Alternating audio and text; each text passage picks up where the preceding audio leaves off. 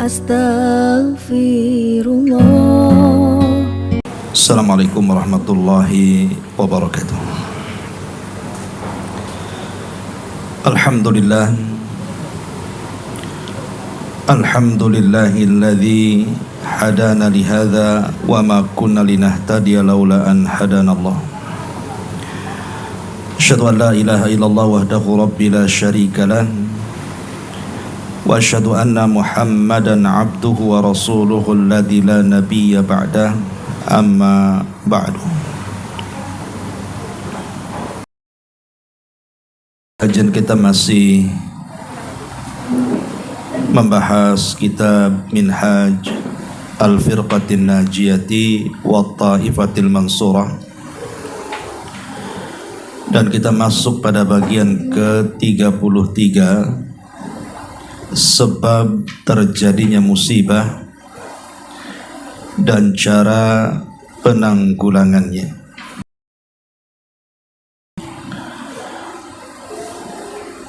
Pengarang mengatakan di sini bahwa Al-Quran Al-Karim telah menyebutkan beberapa sebab terjadinya musibah. Di antaranya disebutkan dalam surah Al-Anfal ayat 53. Dzalika bi anna Allah lam yakum mughayyiran ni'matan an'amaha 'ala qaumin hatta yughayyiru ma bi anfusihim.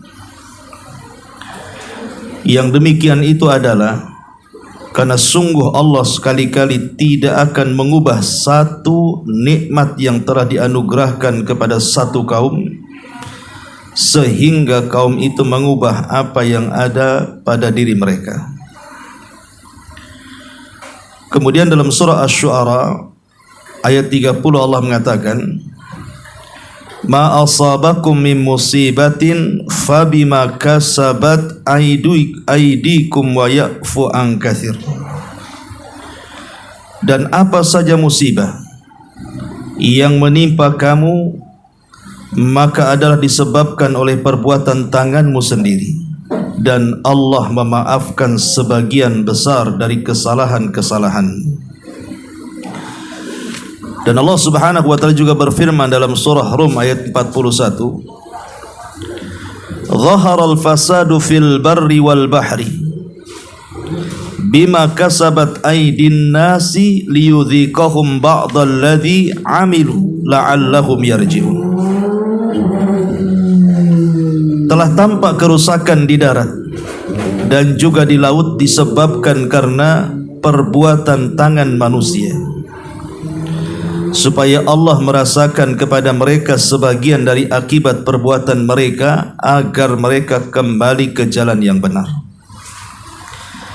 Dan Allah Subhanahu wa taala juga berfirman dalam surah An-Nahl 112-nya, wa dharaballahu mathalan qaryatan kanat aminatan mutmain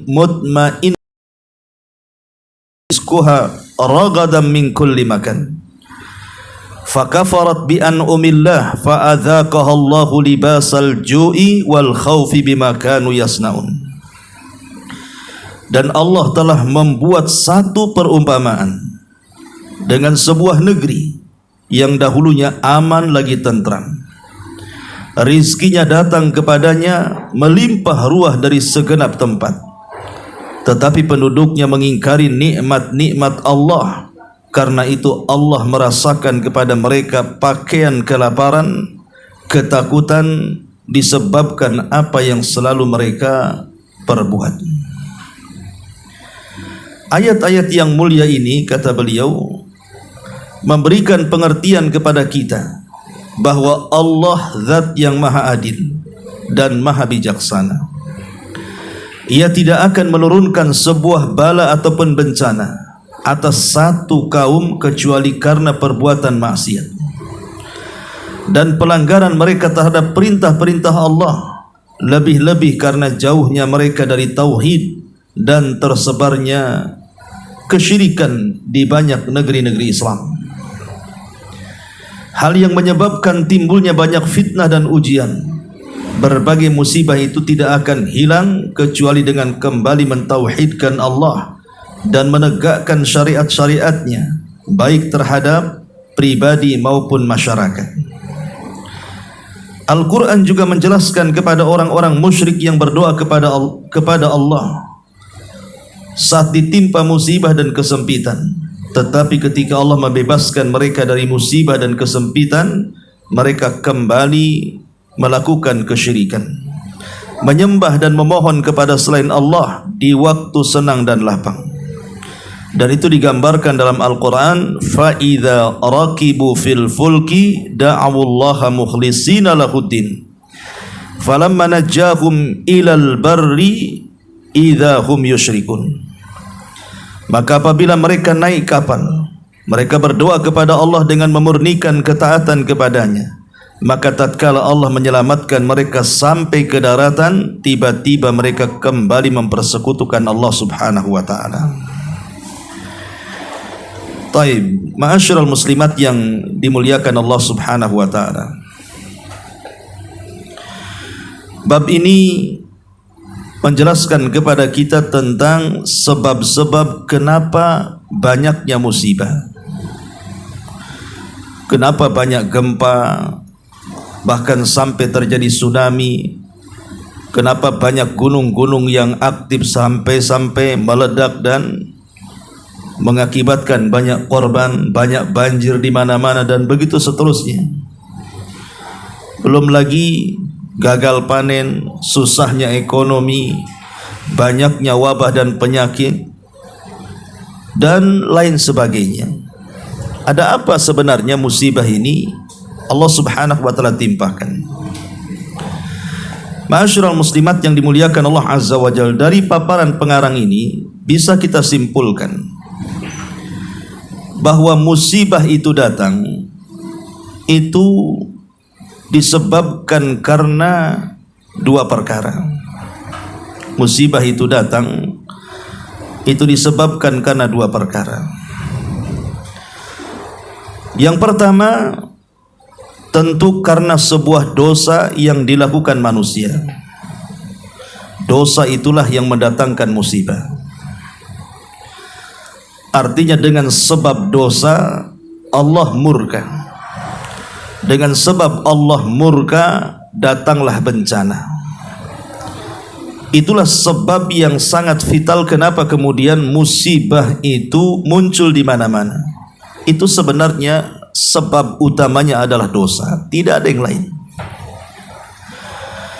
Walaupun umpamanya ada para peneliti, contoh kenapa sampai terjadi gempa dan tsunami, ataupun gunung aktif sampai kemudian meletus, mereka mengatakan ya secara teori bahwa itu karena terjadi geseran lempengan atau apalah namanya.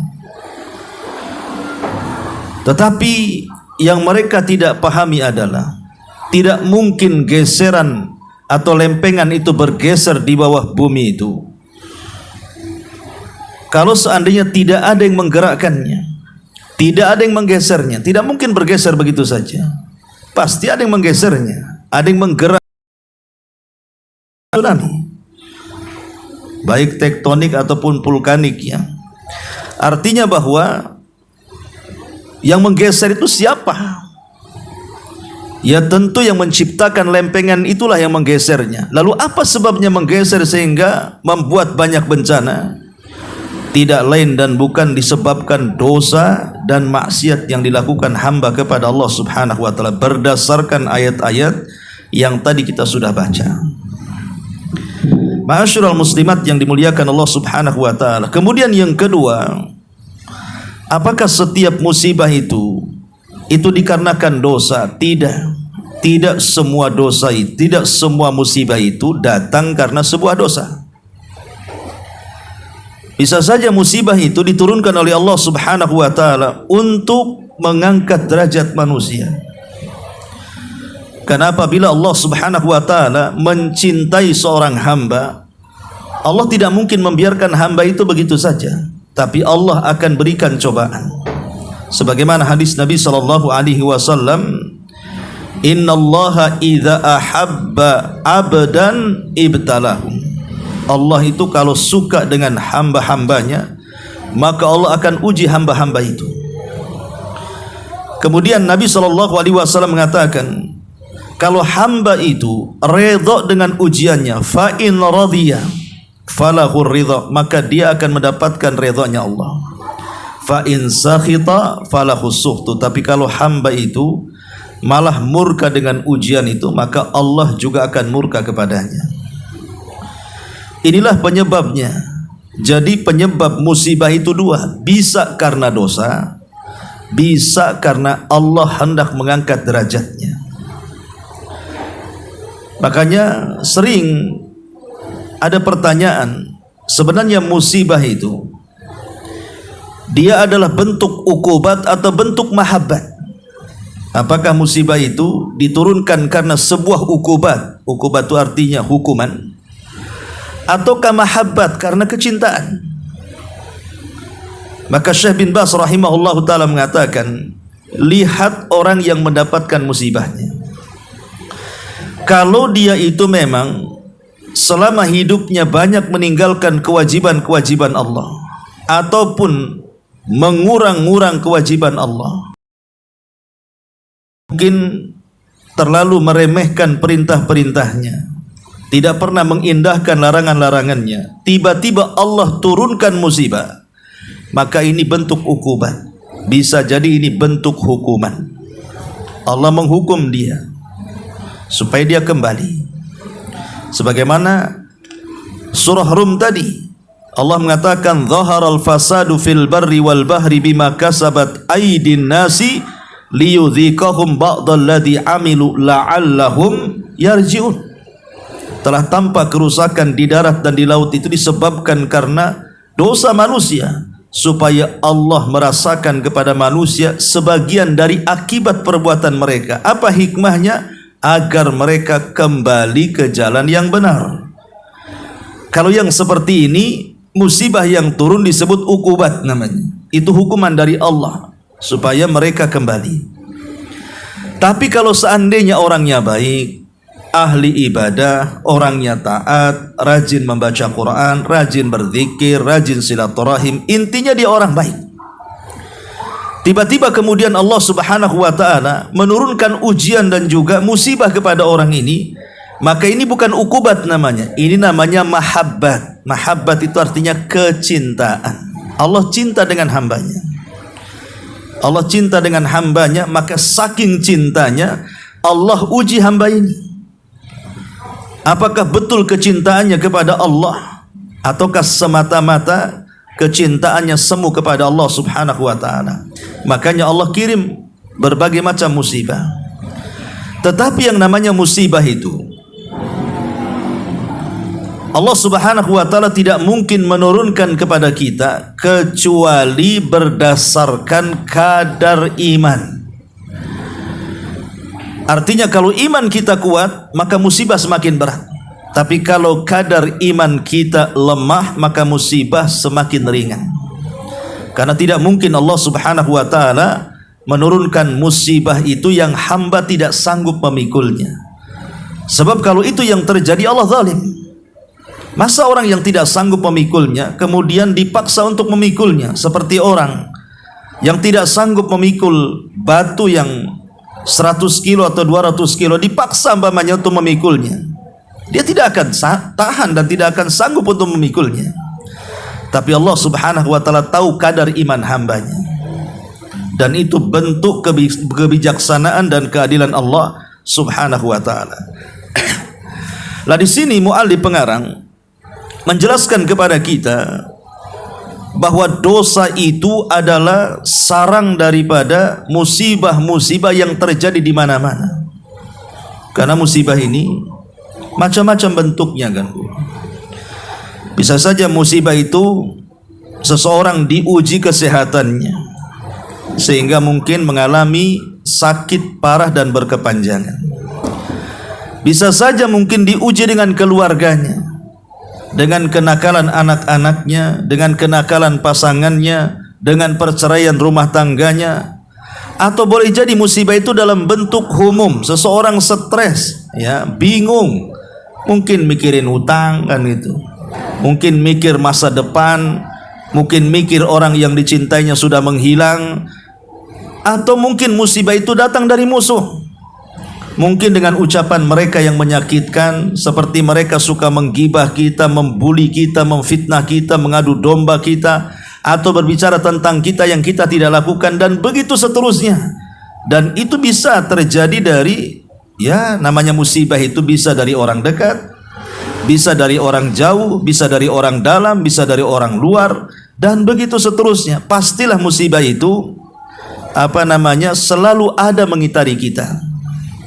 Tetapi sekali lagi bahwa tidaklah Allah Subhanahu wa taala memberikan musibah kecuali umumnya karena dosa.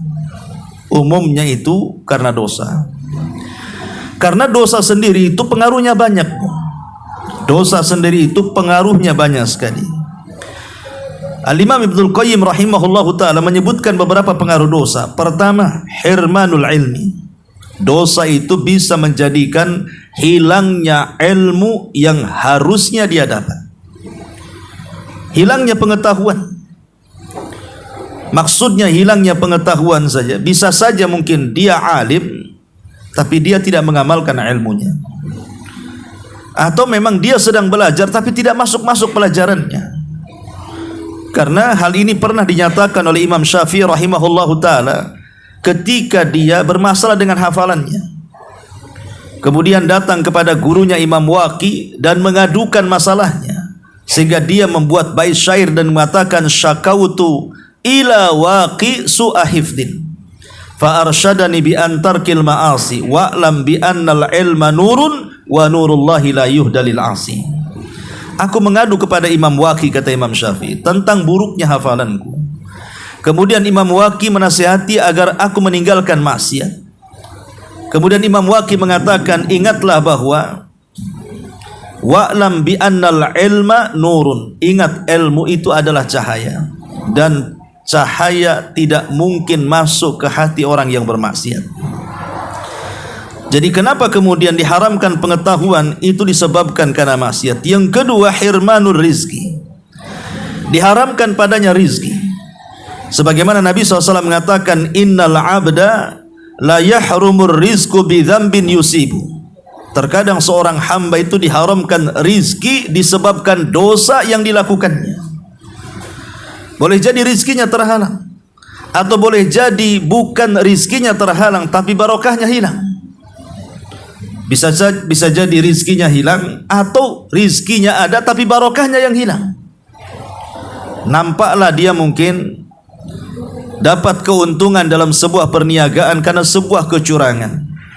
Mungkin dengan cara curang dalam dagang, dengan mengurang-urang takaran, curang dalam timbangan, mengurang-urang meteran, curang dalam takaran, dan begitu seterusnya. Nampaknya hasilnya banyak, uangnya nampak banyak, tapi hakikatnya Allah hilangkan keberkahannya. Dan itu karena dosa tadi yang dilakukannya. Atau sama sekali dia tidak mendapatkan rizki, bekerja ke sana kemari tidak dapat gitu ya, maka tidak lain dan bukan diharamkannya rizki itu karena dosa yang diakibatkannya. Kemudian yang ketiga, kata Imam Ibnul Qayyim, wahsyatun yajiduhal abdu al-asi. Ketakutan yang terus menghantui bagi orang yang ahli maksiat. Hidupnya tidak akan tenang. Hidupnya selalu meriang, ketakutan, kebingungan, stres, dan begitu seterusnya. Karena dosa itu menjadikan hilangnya ketenangan dalam hati karena terlampau banyak titik hitam dalam hatinya. Ataupun dengan dosa ini ta'siru umuri, menjadi sulit perkaranya. Masalah-masalah yang banyak itu susah diuraikannya. Yang kecil tidak tahu jalan keluarnya, yang besar pula tidak bisa diurai-uraikannya. Karena maksiat sehingga buntu jalannya, menyelesaikan dari mana bingung dia. Ataupun annal ma'asi tuhinul qalba wal badan, bahwa maksiat itu bisa menjadikan lemah hati dan badannya. Hatinya menjadi lemah, tidak semangat, dan badannya bisa menjadi lemah karena banyak penyakit yang menimpanya. Ataupun yang lebih daripada itu, hirmanut ta'ah, diharamkan ketaatan kepada Allah Azza wa Jalla, menjadikan malas ibadah, malas salat, malas zikir, malas baca Quran, malas hadir di majlis ilmu, malas segala-galanya malas. Dan ini bahaya, ya. Kalau orang sudah malas melaksanakan ketaatan, ini bahaya. Kemudian juga bahwa maksiat itu bisa memendekkan umur dan bisa menghancurkan berkah. Pendek umurnya, hilang pula berkahnya. Dan maksiat juga bisa menjadikan seseorang annal ma'asi tazra'u amthalaha wa tuwalladu ba'daha ba'dha. Dan ingat, maksiat itu bisa mengakibatkan datangnya maksiat yang semisalnya, atau dengan kata lain bahwa maksiat ini bisa melahirkan maksiat-maksiat yang lainnya. Kalau itu yang terjadi, maka bisa saja Allah tutup kehidupannya dengan su'ul khatimah. Termasuk juga maksiat ini bisa menyebabkan kehancuran bukan hanya individu, ya, sebuah bangsa. Sebuah bangsa bisa hancur karena kemaksiatan. Dan maksiat ini mengakibatkan lemahnya Islam, rusaknya akal, dan buruknya perangai, dan banyak lagi, ya, tentang akibat-akibat kemaksiatan. Lah di sini pengarang ingin menjelaskan kepada kita bahwa di antara maksiat yang paling besar yang menyebabkan datangnya banyak musibah adalah ketika orang itu mulai meninggalkan tauhid dan mulai melakukan kesyirikan. Ini maksiat terbesar yang mengakibatkan banyak bencana, banyak musibah ini. Kenapa kemudian negeri kita ini banyak banjir di mana-mana, banyak gempa di mana-mana, gunung meletus di mana-mana, tsunami di mana-mana, dan begitu seterusnya? Maka sebab terbesar itu banyaknya musibah karena kesyirikan. Kesyirikanlah yang menjadikan musibah merata di mana-mana. Makanya kenapa kemudian pengarang di sini menyebutkan bahwa Al-Quran menjelaskan kepada orang-orang musyrik ini bahwa kesyirikan yang mereka lakukan itulah yang mengakibatkan bencana di mana-mana. Dan kita lihat tingkat orang yang bertauhid pada hari ini dengan tingkat orang yang bertauhid di zaman salaf itu semakin menurun. Bahkan banyak di zaman sekarang orang tidak kenal tauhid, kan. Yang lebih parahnya lagi, kesyirikan dianggap sebuah tauhid. Seperti orang-orang yang berziarah kubur, kemudian meminta-minta di kuburan, tabarruk di kuburan, tawaf di kuburan, nazar di kuburan, menyembelih sesuatu di kuburan. Mereka menganggap itu sebuah ibadah. Padahal itulah kesyirikan yang sesungguhnya. Kalau tidak dikatakan syirik, apa namanya? Meminta kepada selain Allah Subhanahu wa ta'ala. Walaupun dibumbui dengan doa-doa dan bacaan-bacaan, atau membaca ayat-ayat Al-Quranul Karim, kalau hakikatnya meminta kepada selain Allah Subhanahu wa ta'ala, maka itulah ainus syirki, syirik yang sesungguhnya. Tapi anehnya, kalau ada orang yang kemudian berusaha untuk menasihati mereka bahwa itu adalah kesyirikan, itu adalah penyimpangan akidah dan tauhid, mereka marah. Seolah-olah kita ini mengajarkan ajaran sesat, seolah-olah kita ini mengajarkan ajaran yang tidak benar, dan mereka menganggap benar kita pula yang sesat. Lah inilah perangi atau musibah yang terjadi di negeri kita ini, banyaknya kesyirikan dan negeri-negeri yang lainnya. Ma'asyiral muslimat yang dimuliakan Allah Subhanahu wa taala. Lah di sini beliau mencontohkan tentang bagaimana kesyirikan yang terjadi. Kalau zaman dulu, kata beliau, orang melakukan kesyirikan itu di waktu mereka sedang senang saja. Tapi kalau mereka sedang susah, mereka berdoa kepada Allah. Seperti yang terjadi kepada Ikrimah bin Abi Jahlin. Ada seorang sahabat namanya Ikrimah, putra Abu Jahal, orang yang paling memusuhi Nabi. Ketika terjadi Fathu Mekah, Ikrimah ini lari ke Syam, menuju kota Syam dengan menunggangi perahu, karena dia tidak mau mengikuti ajakan Nabi dan dia sangat ingin membunuh Nabi. Tapi apa daya, karena Mekah sudah dikepung kaum muslimin. Akhirnya ketika di tengah-tengah lautan, kapal yang ditungganginya hampir dihempas ombak ke sana kemari sehingga hampir tumpah dan jatuh. Maka orang-orang yang di kapal itu ketakutan, termasuk Ikrimah juga di situ. Ketakutan. Lah ketika itulah kemudian orang-orang yang di kapal itu mengatakan, berdoalah kepada Allah, maka kita akan diselamatkan. Maka Ikrimah dalam hatinya, kalau memang Tuhan yang diserukan Muhammad adalah Tuhan yang benar dan dia menjanjikan keselamatan kepadaku, maka aku akan datang menghadap dia dan masuk Islam. Maka mulai dia menengadahkan wajahnya ke langit, mengangkat kedua tangannya, meminta kepada Allah agar diselamatkan. Dan tidak ada satupun dalam kapal itu menyebut-nyebut patung-patung yang disembah orang-orang jahiliyah. Mereka tidak berteriak ya Lata, ya Uzza, ya Manat, ya Hubal. Mereka mengatakan Allahumma ya Allah. Tiba-tiba Allah subhanahu wa ta'ala selamatkan mereka. Baru kemudian Ikrimah sadar bahwa apa yang didakwahkan Rasul sebuah kebenaran dan selama ini sesembahan dia adalah sebuah kebatilan. Akhirnya dia datang kepada Rasul, masuk Islam. Ya. Itu kesyirikan di zaman dulu tuh. Sebagaimana ayat ini, wa idza raqibu fil fulki da'awullaha mukhlishina lahuddin. Maka apabila mereka naik kapal, mereka berdoa kepada Allah dengan memurnikan ketaatan hanya kepada Allah. Tapi apa yang terjadi? Falamma najahum ilal barri idahum yusyrikun. Tapi kalau sudah diselamatkan, hidup mereka sudah senang, sudah selamat, mulai lagi mereka melakukan kesyirikan. Seperti yang terjadi dengan siapa? Bani Israel. Ketika mereka dikejar Fir'aun, maka mereka berdoa kepada Allah untuk diselamatkan, minta kepada Nabi Musa. Akhirnya mereka pun betul-betul mentauhidkan Allah sehingga mereka diselamatkan dari kejaran Fir'aun dan Fir'aun ditenggelamkan dan mata mereka menyaksikan. Tapi ketika kemudian sudah mulai berjalan menuju tanah perjanjian, melewati sebuah desa. Di situ desa itu para penyembah patung anak sapi.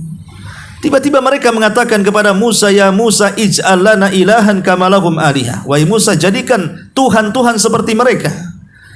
Maka Musa marah dan mengatakan, innakum qaumun tajhalun, kalian kaum yang jahil, sudah dapat hidayah mau musyrik pula.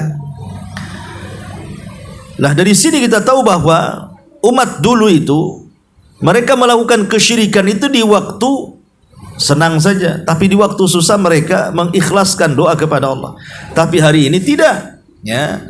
Hari ini orang susah ya tetap syirik, orang senang juga malah lebih syirik lagi. Orang susah datang ke dukun, orang senang tambah dukunnya. Begitu bahasanya. Orang susah cari jimat, orang senang makin banyak jimatnya.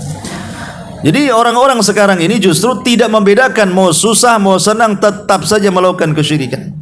Ketika susah malah datang ke kuburan meminta-minta. Ketika sudah senang makin banyak pula kuburan yang diziarahinya. Lah ini hal-hal yang seperti ini terjadi di masyarakat kita kaum muslimin. Dengan berbagai macam khurafatnya, dengan berbagai macam tatayurnya, dengan berbagai macam kesyirikannya, baik yang kecil atau yang besarnya. Lah inilah sebenarnya yang mengakibatkan banyak bencana turun di mana-mana. Karena mereka sudah meninggalkan Allah dan berpaling kepada selain Allah. Mereka sudah meninggalkan tauhid dan berpaling kepada kesyirikan. Mereka tidak paham bahwa mereka diciptakan oleh Allah. Logika yang sering saya jelaskan kepada ibu-ibu. Kalau seandainya ibu ini punya anak, dari kecil ibu rawatlah dari bayi sampai kemudian sekolah dasar, kemudian sampai ke sekolah SMP, SMA, sampai ke perguruan tinggi, dapatlah S1, S2, doktor, profesor, sampai punya pekerjaan. Ibu semua tuh jasanya dari dia orok, dari dia ibu lahirkan sampai dia jadi orang sukses. Setelah sukses, dia pun bekerja, gajinya besar. Tetapi setelah dia bergaji besar, setiap bulan dia ingin menyenangkan orang. Dia kirimlah kemudian uang itu, tapi bukan kepada orang tuanya, tapi kepada tetangganya yang tidak ada sangkut pautnya dalam pendidikan dia. Kira-kira ibu marah enggak? Marahlah.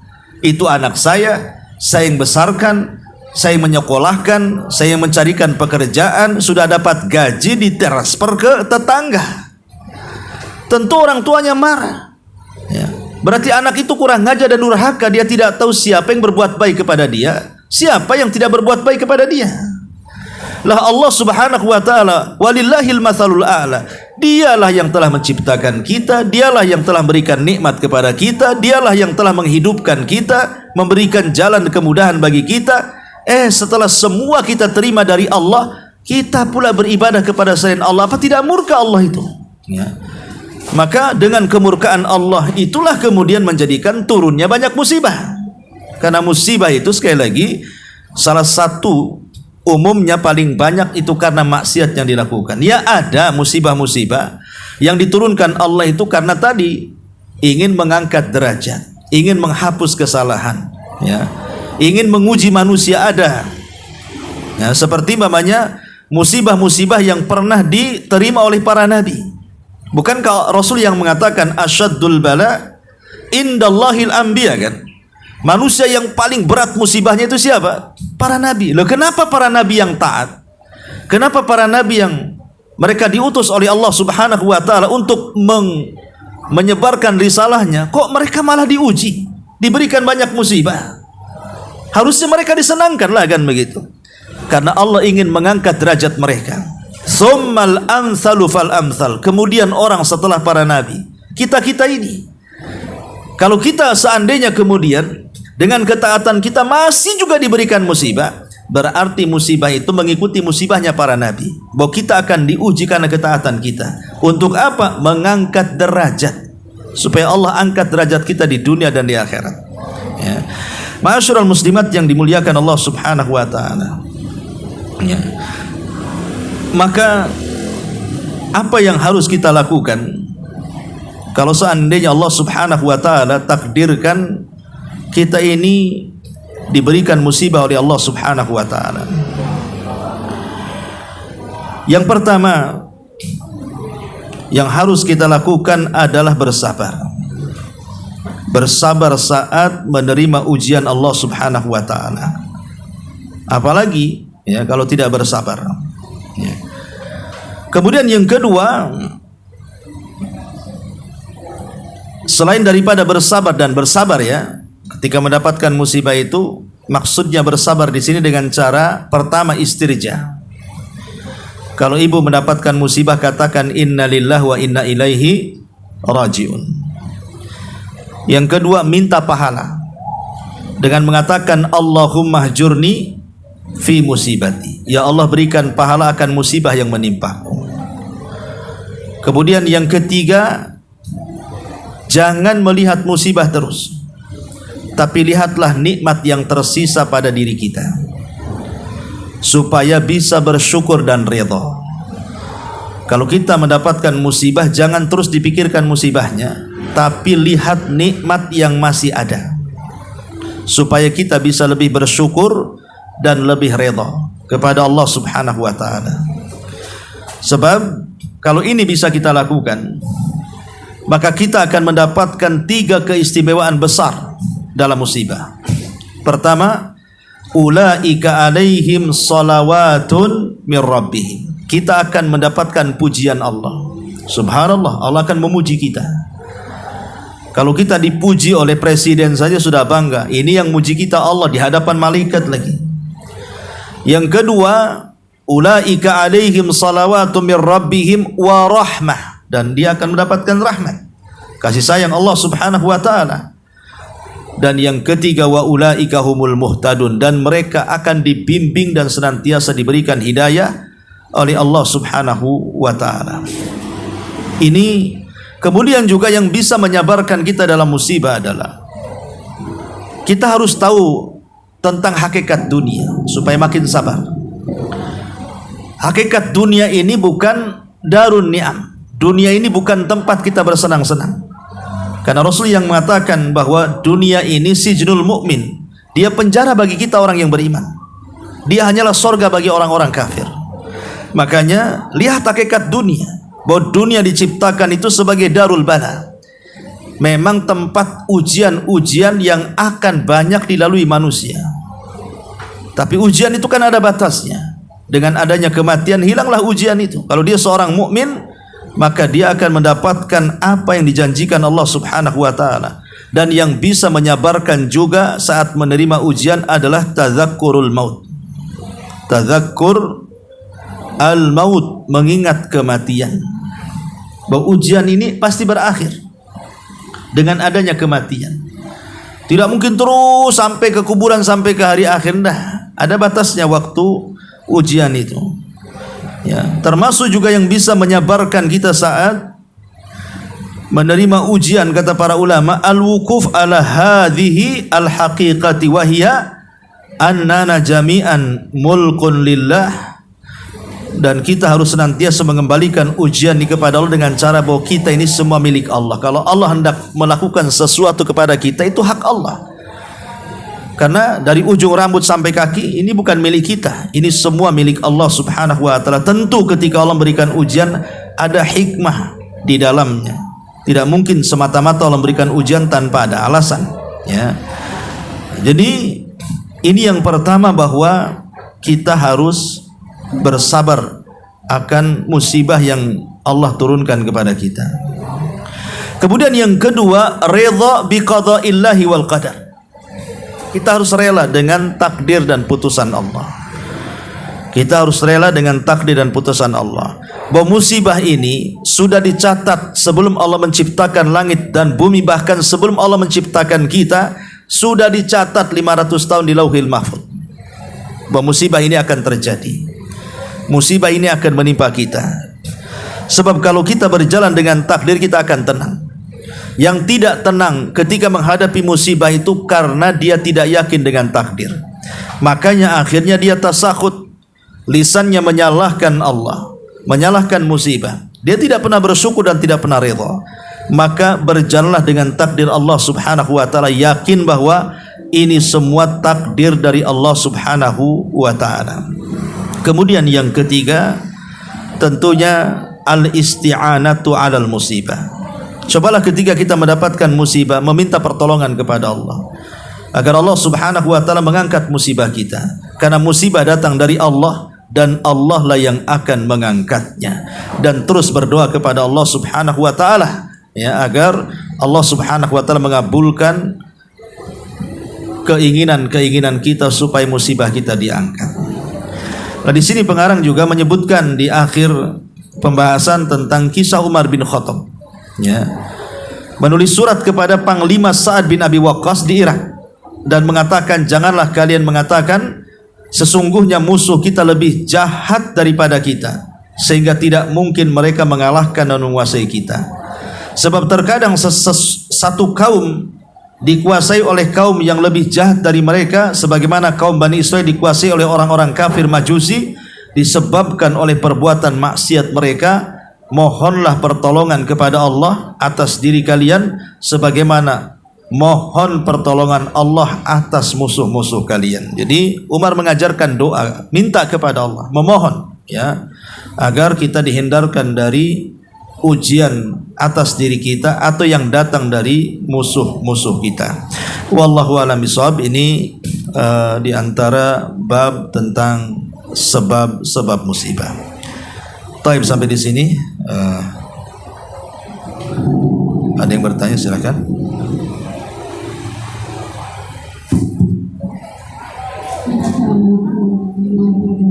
Waalaikumsalam warahmatullahi wabarakatuh. Tadi kan dijelaskan bahwa kita disuruh berdoa pada ketika dan musibah. Nah, bagaimana ketika orang yang sudah banyak berdoa